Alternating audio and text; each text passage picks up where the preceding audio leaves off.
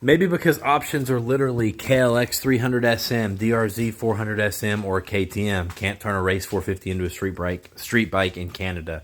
Yeah, that's true. I do think there are a couple of other more options.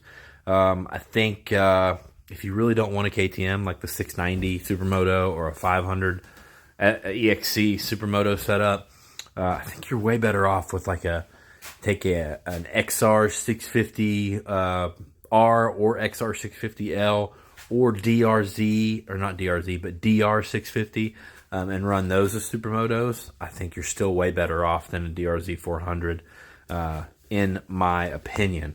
Not saying the DRZ 400 is a bad bike by any means. I just find them a little underwhelming.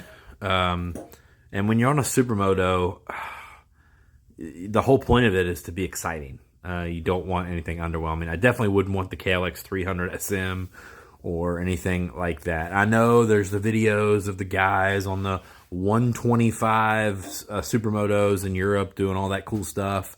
And yeah, it looks cool in the videos. I wonder how often they have to rebuild those things. I don't know. That just seems wild to me.